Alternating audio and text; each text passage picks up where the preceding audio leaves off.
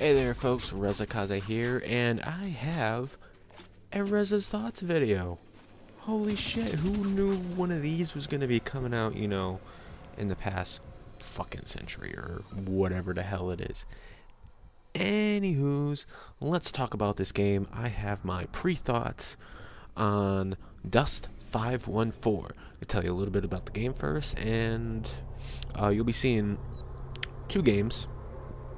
I was going to throw in the third game that I actually just finished playing, but I was going to take my game from the first two here. Now, I think one is a type of team deathmatch. I think it's just called Ambush. And the second one is a type of conquest sort of thing. I don't know. One's a winning, one's a losing. The team deathmatch one, I have a little trouble getting started because I'm obviously learning the controls. And the second game, I think I did a little bit better, but we still ended up losing. Very rough, getting the control figuration down, especially in a new game. There was the thing to look at in the game. It wasn't really all that helpful. Anyways, let's get right to the pros and cons of this game. Well, actually, let's talk about the game a little bit first. Dust 514 is an extendant of the Eve game. Not 100% positive. I know it's from Eve Online, but I had never played Eve, so I'm not exactly sure of that whole story. But from the opening cinema, it really makes clear to what this whole battle thing is about. Meaning, there's a reason to why you can keep spawning in like you are. Saying just like a regular team deathmatch game. You die and you come back into the game. There's a reason for that. None of the other war games I've played, Call of Duty, Battlefield, Crisis, shit like that, they don't explain how you can die and you can come right back. This game explains it. I don't know why that's so amazing to me, but I thought it was awesome.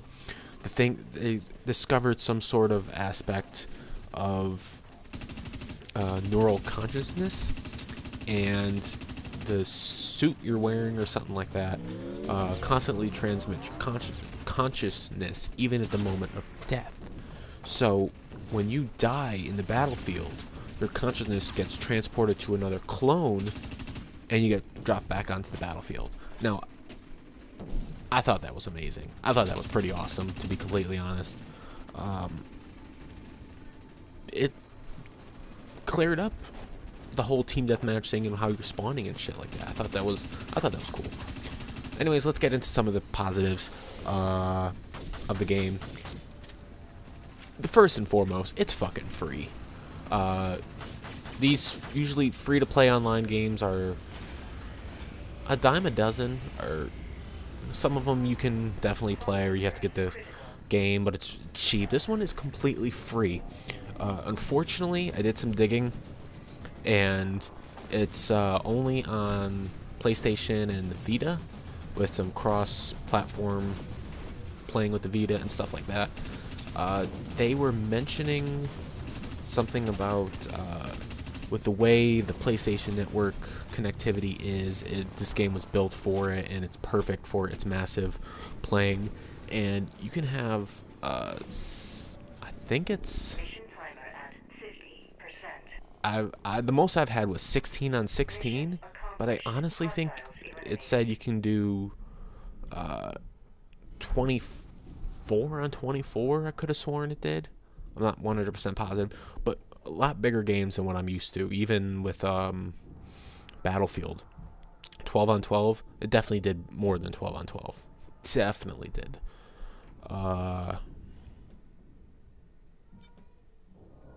Yeah, and there's always battles going on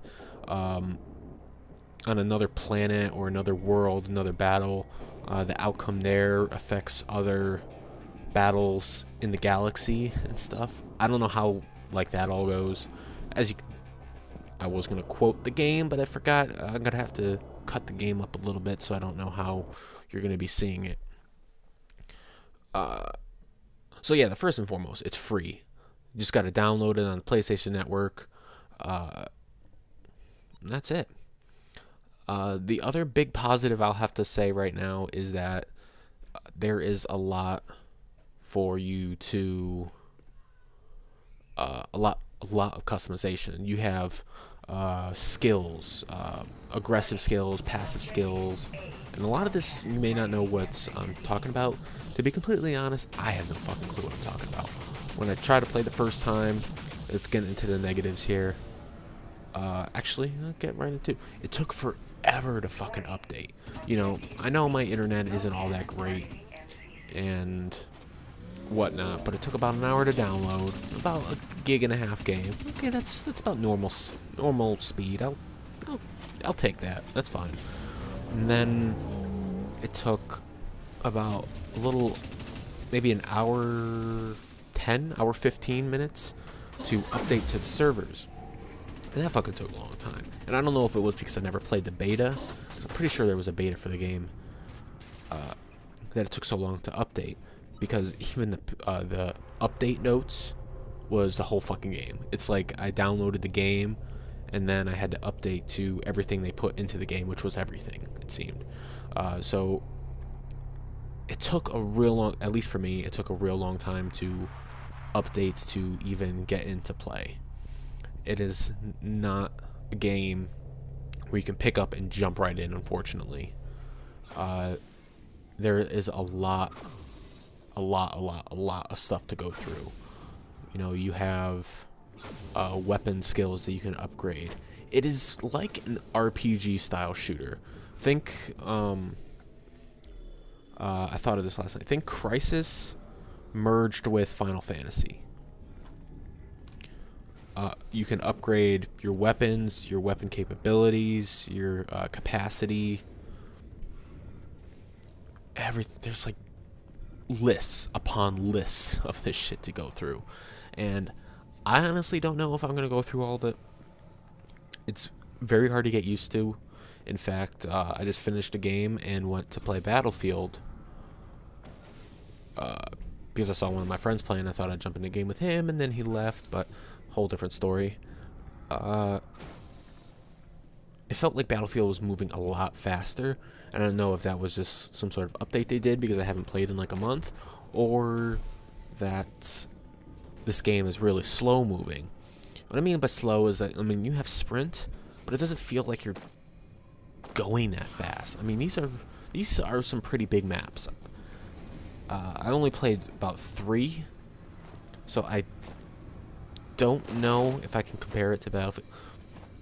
Like I said, these are just my pre-thoughts right now. There really isn't...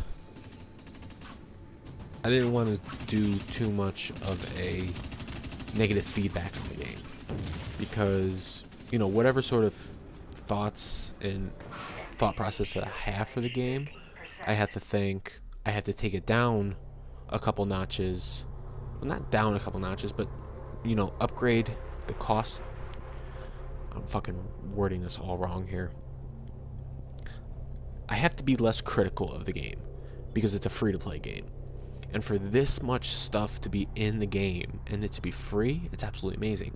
Now, there are microtransactions in the game. You can buy some of the in-game currency, special in-game currency, or you can just use the currency that you have in the game, and that's quite fine. The game says you don't get a special jump on people if you ended up buying extra stuff with your own money, which is good. But, you know, in the end, it's just really, this is just my, like I said, my pre-thoughts, and right now the game is playing 4 games worth. There's a lot of the game that is sort of iffy to me. You know, the style of shooters that I was used to playing, the Battlefield, the Call of Duty, I ended up used to, you know, a certain HUD, a certain score keep, stuff like that. I don't know how to read the fucking HUD in the game. I could tell my ammo counter. I could finally see my sprint meter. But as far as everything else, the score, fuck if I know. I don't know what the hell's going on. I don't know how close we are to losing, how close we are to winning. I'm sure it's something up in the left corner there when you see the conquest type game mode. Yeah. Turns out this video is gonna be a lot shorter than I thought. I'm gonna play more games. I don't know how much longer I'm actually gonna be playing the game. It is free. I think I would be annoyed at this point if I did buy the game, only because I think to be actually good at the game, you need to read all the tutorials. And that looks like, I want to say in my opinion, would take at least a couple, 2-3 hours worth of tutorial stuff without actually getting into the game. And that's quite a lot for a shooter, to be completely honest. That's intense. But I guess if you want to be good at something, you gotta really put the dedication towards it. And I don't know if I have that dedication towards this kind of game. I have, by the time this video goes up, I'll probably already get my RPG type game that I got for like $2. Fucking brand new game, came out like a couple months ago. Ni no Kuni, Wrath of the White Witch. Brand new game. I had a bunch of gift cards that I used with my team discounts. I got a $55 game for $5. Fucking awesome. So I got that. I still have Battlefield that I'm actually gonna really start playing again, because for the one match I played, I remembered how much I missed it. And then The Last of Us is coming out very soon. I was going to go into a little bit other stuff, but, you know, this is my opinion video. I'm not going to go into, like, my sort of, like, channel stuff. I'm going to leave that completely on it. So, right now, my before thoughts are on the game, but it is free for PlayStation users, and it doesn't look like it's going to come anywhere close to Xbox or Nintendo or PC. Doesn't look like that's going to happen anytime soon. So, my opinion, give it a try. If you have PlayStation, you know, download it. What do you got to lose? Free, check the stuff out, play a few matches, give it a go. The worst that could happen is that you'll like it and you'll end up playing it. So, that's my pre-thoughts. I'm going to give the game, you know, about 10, maybe 20 more matches, learn some more aspects of the game, and I'll be back sometime, maybe in a week or two, with my final thoughts on the game. So, thank you guys so much for watching, and I will see you in the next video. Peace out.